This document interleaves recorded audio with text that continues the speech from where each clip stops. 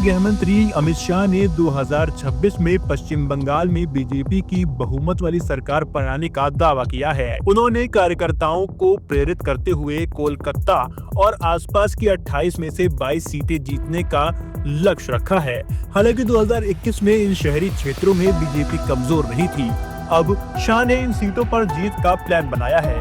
केंद्रीय मंत्री अमित शाह 3 दिवसीय बंगाल दौरे के दौरान पश्चिम बंगाल में बहुमत से बीजेपी की सरकार बनाने का दावा किया है।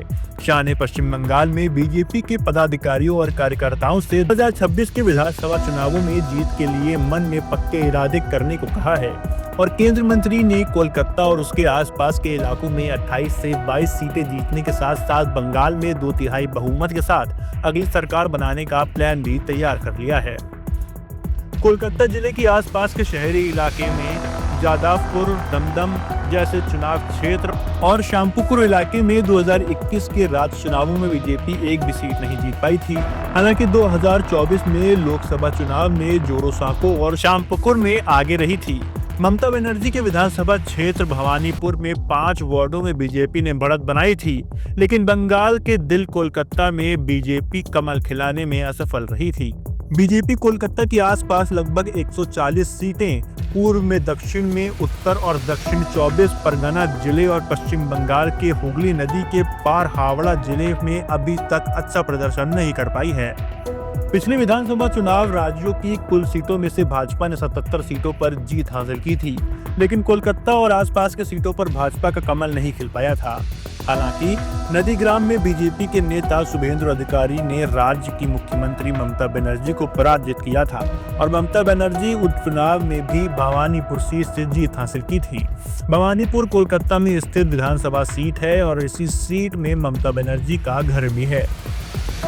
बीजेपी नेताओं का कहना है कि 2014 में लोकसभा चुनाव में बीजेपी को 17% वोट मिले थे और सिर्फ 2 सीटें जीती थीं। 2016 में विधानसभा चुनाव में पार्टी को 10% वोट मिले थे और विधानसभा में सिर्फ 3 सीटें मिली थीं। लेकिन 2019 के बाद से लोकसभा चुनाव में बीजेपी को 41% वोट मिले थे और 18 सीटें मिली थीं, जबकि 2021 में विधानसभा चुनाव में पार्टी को 38% वोट मिले थे और 77 सीटें मिली थी। बीजेपी नेताओं का कहना है कि ये बदलाव बहुत अहम है, क्योंकि जो पार्टी कभी सिर्फ 3 सीटें जीतती थी वह सिर्फ 5 साल के अंदर 77 सीटों पर कायम हो गई है। बीजेपी नेताओं का कहना है कि कांग्रेस, जिसकी शुरुआत एक तरह से बंगाल से हुई थी, आज 0 हो गई है। कम्युनिस्ट गठबंधन, जिससे 34 साल तक राज किया, वह भी एक सीट हासिल नहीं कर पाया, जबकि बीजेपी मुख्य विपक्ष के तौर पर उभरी। इसी तरह 2024 के लोकसभा चुनाव में बीजेपी को लगभग 39% वोट मिले थे और 12 सीटें जीती और बीजेपी अब 2026 में सरकार बनाने का दावा कर रही है। 2021 के विधानसभा चुनाव के बाद 2024 के कोलकाता चुनाव में प्रधानमंत्री नरेंद्र मोदी लगातार तीसरी बार देश के प्रधानमंत्री बने। उसके बाद महाराष्ट्र, हरियाणा, दिल्ली और बिहार में भी बीजेपी की सरकार बनी। 2024 के चुनाव में उड़ीसा और आंध्र प्रदेश में बीजेपी और एनडीए की पूरी बहुमत के साथ सरकार बनी और अब बीजेपी ने बंगाल में बहुमत में सरकार बनाने का प्लान बना लिया है।